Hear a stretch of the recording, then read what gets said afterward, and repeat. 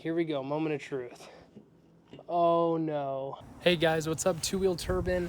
Today I probably got the craziest deal of my life. I don't know if I'll ever be able to replicate anything like this, but I just got this one owner 2007 Kawasaki Ninja ZX-14R. It was listed for $5,000. I got the guy down to $1,700.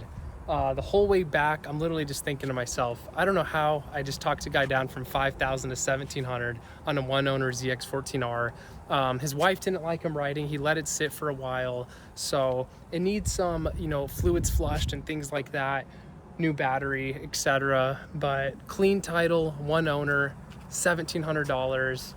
I don't know what else to say. I'm sure you guys are speechless also. Just had to make a video about this bike.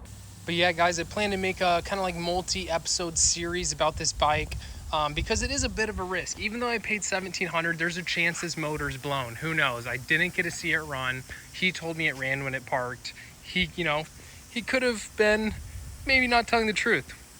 Hard to know until we get this thing all sorted out. Have the battery cover off right now, have another fairing off. I'm gonna start stripping all the fairings right now and just kind of get a good idea of the bike. Probably gonna drain all the old gas, try to clean up the tank, because whenever these tanks sit for a long time with old gas, they unfortunately rust, and I dealt with that with my CBR 600, which is super frustrating. The game plan on this special edition ZX-14R, get all that gas out. Let's put some new spark plugs, drain the coolant, new oil, probably get new brake fluid, make sure pads are good, probably new tires if we're going to be doing a $150 plus on this bike. Want to make sure we have good tires. We got that super aggressive, almost scary insect-like looking front end on the ZX-14R. Twin cans, gotta love that on the Hayabusas and the ZX-14Rs.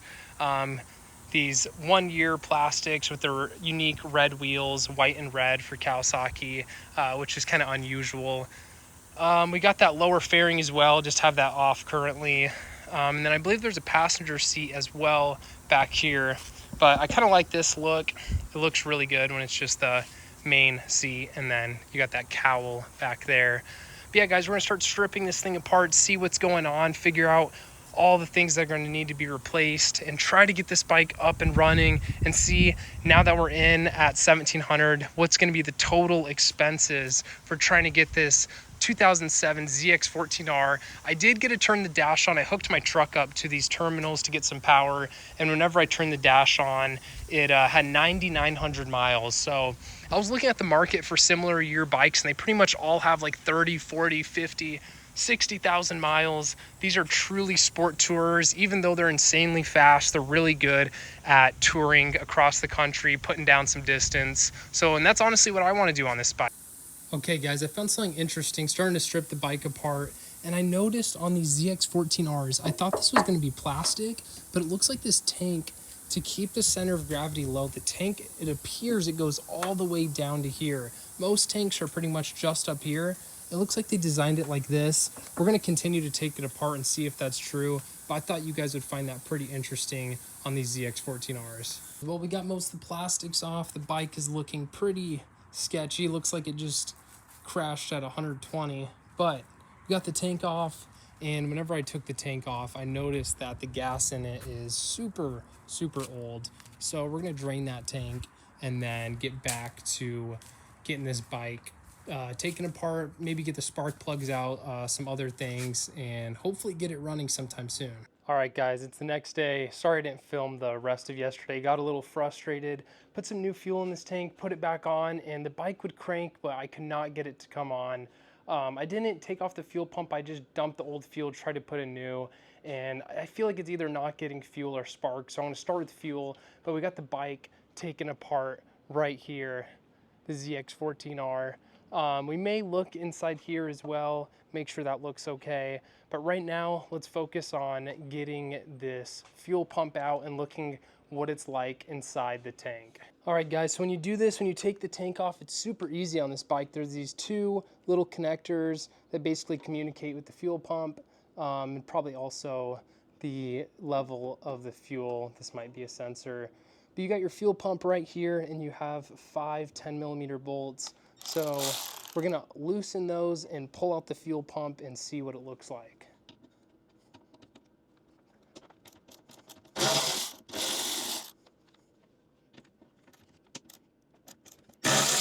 All right, guys, with the 5 bolts out, I'm hoping it pops off. It almost looks like those had red Loctite, but let's pull out this fuel pump. Please don't be just absolutely terrible. I'm gonna kind of move these electrical connectors out of the way because they're just right there. Let me get this one out, and don't want to pinch the wires. Okay, here we go, moment of truth. Oh no. Dude, you've got to be kidding with me. Bro. There's no way. I should not have tried to start this bike yesterday, guys. Oh, shoot. Take your time removing the... Oh, my gosh. This is not good. This is not good at all. Oh, no. This tank is completely rusted.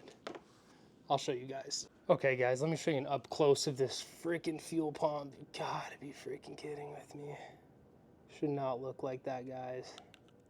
If your fuel pump looks like that, don't try and start it. I guess I was a little ambitious last night when I tried to start it, so hopefully it didn't suck anything up because that's not gonna be good. But let me show you the inside of this tank. It's probably really hard to tell, but see if I can turn this a little bit. But this thing is completely rusted, guys. It is not good at all. So, that is not what I was hoping for. But, I think what I can do, we're just going to let it soak for a few hours or overnight, try to get most of that rust out, and then I'm going to disassemble this fuel pump, try to clean it. Man, probably going to have to order a new filter, maybe even a new fuel pump, because that looks pretty cooked. But, okay, let's start working. Okay, guys, while I'm demoralized about that, let's at least open up these 2 components right here, take a look inside, and hopefully they're not as terrible as what we're seeing with the gas tank. Right here we got a connector. It should lift.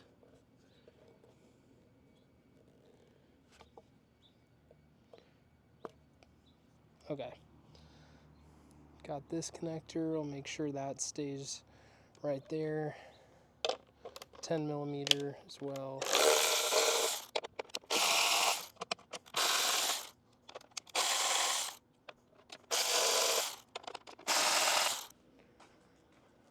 Okay, guys, let's check this out. You can check out the popping of the covers with me. Let me fix this. Okay, moment of truth. That looks pretty clean, guys. Not too bad. Let me throw this cover on. Let's check out the other side. How's it looking? It does look clean. Okay, so far that doesn't look too bad. Let's remove this. This should just come right off.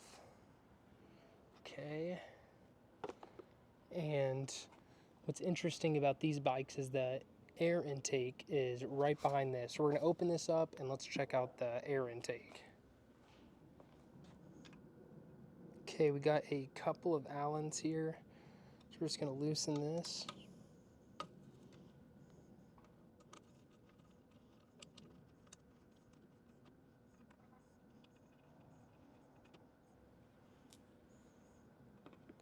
Pop this cover off. We can see some dirt there, so it's, ooh, that's not good. Okay.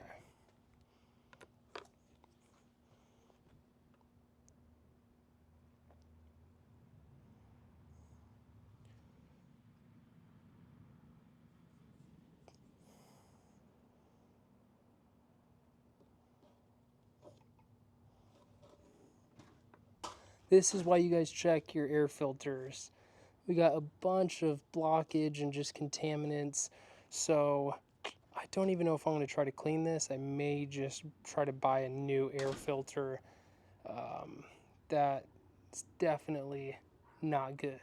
Okay guys, I think I'm gonna end episode 1 here of the world's cheapest ZX-14 because just with the time, we're gonna have to buy some parts, get that tank figured out. We'll get that all hopefully sorted in episode 2. But so far, fuel pump, not good, tank, not good, air filter, not good. Got to put in a new battery. So we're going to get all of that sorted in the next episode. So stay tuned if you want to see what ends up happening with this Kawasaki Ninja ZX-14R.